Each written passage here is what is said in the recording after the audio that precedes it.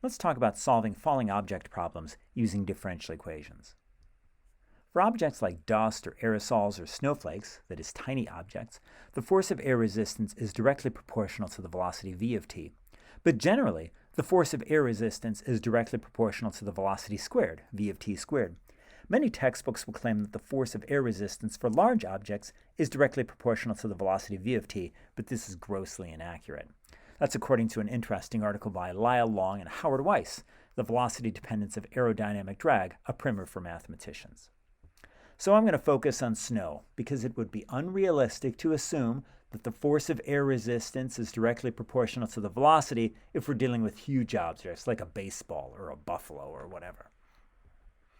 Suppose a snowflake with a mass of 3 milligrams, that's 0.000003 kilograms, falls from a cloud that is 3,200 meters high. Let x of t represent the distance the object has fallen in t seconds. Notice x of t is not the height, it's not the position, it's the distance fallen. Assume that the force of air resistance is directly proportional to the velocity v of t, and that the proportionality constant b is 1.5 times 10 to the negative fifth Newton seconds per meter. Find an initial value problem involving v. We need an equation involving v and dv dt. We can get that by analyzing the forces at work on the falling snowflake. And those two forces, we're going to keep it simple, are gravity and air resistance. Recall that Newton's second law of motion is F equals ma. Okay, so we have F equals ma. The force due to gravity is going to be m times, the acceleration due to gravity, g. That's m times 9.81. So we have 9.81 m, 9.81 times the mass. The force of air resistance is directly proportional to the velocity v. So this force is going to be bv. That's 1.5 times 10 to the negative fifth v. The total force working on the snowflake is F equals 9.81 m minus 1.5 times 10 to the negative fifth v. Now notice, we want negative 1.5 times 10 to the negative fifth v and not positive 1.5 times 10 to the negative fifth v. That's because air resistance is hindering movement. It's working against gravity. So if this is the force of gravity and this is the force of air resistance, they need to have opposite signs. Air resistance is hindering the work of gravity for a falling object.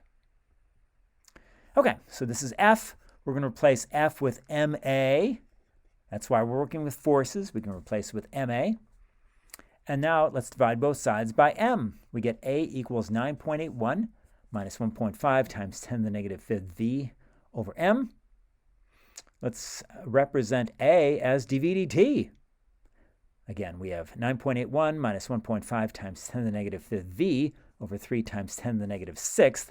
This simplifies dramatically. This is just going to be 5. Okay, so we have 9.81 minus 5v. The initial velocity is 0 meters per second. So the initial value of v is just going to be v of 0 equals 0. After all, the snowflakes are just dropping. Nobody's throwing them down. So this is our initial value problem.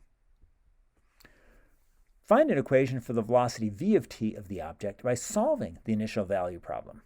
Okay? This is a first order linear ODE, ordinary differential equation, because it is of the form dy dt plus p of ty equals q of t. We do need to rewrite it. So we need to get this thing on the other side. Okay, when we do that, we have dv dt plus 5v equals 9.81, and v of 0 equals 0. Awesome. So to solve this linear first-order differential equation, multiply both sides by e to the integral of p of t, and then we're going to get this. Okay, and why do we do this? We've seen that earlier. The left side is now the derivative with respect to t of y e to the p of t. E to the integral of p of t is called an integrating factor. It enables us to integrate the left side. Okay, so this is what we want our differential equation to look like. We integrate both sides with respect to t. This is what we get. The left side simplifies dramatically. It's just y e to the integral p of t. And the right side looks like this. And you just hope that that right side is integrable. It's got to be integral. It's a textbook problem. It's got to be integrable. Okay, so this is what our differential equation looks like. Ours is dv dt plus 5v equals 9.81, v of 0 equals 0. So we can see that this p of t is just plain 5. And again, we're working with v, V is our, V is the variable, not y. Okay, so p of t is 5, so the integrating factor is e to the integral p of t. That is, in other words, e to the 5 dt, which is just e to the 5t. So multiply both sides by that.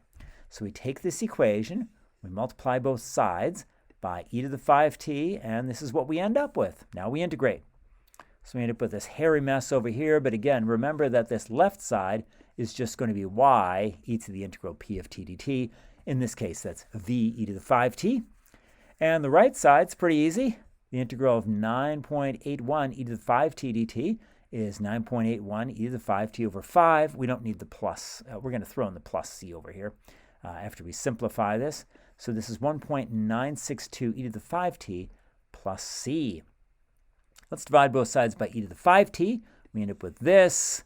The e to the 5t's cancel, and we're just left with v equals 1.962 plus c over e to the 5t, or simply 1.962 plus c e to the negative 5t.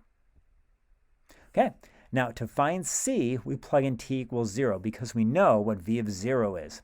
Plug in t equals 0, get v of 0 equals 1.962 plus c e to the negative 5 times 0. That's just going to simplify to c e to the 0, which is just plain c. So 1.962 plus c equals 0. Thus, c equals negative 1.962. So the velocity v of t is 1.962 minus 1.962 e to the negative 5t. Find an equation for the motion x of t of the object. Again, x of t is not the height.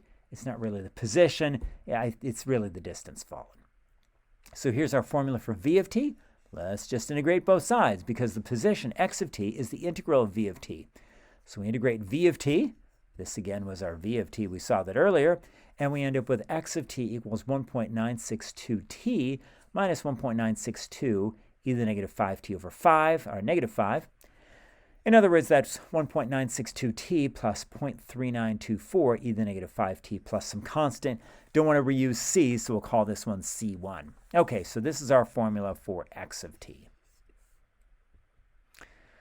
So we know x of 0 equals 0 because the distance traveled, that's x of t, the distance traveled by time t equals 0 is 0, because at time t equals 0, it hasn't gone anywhere.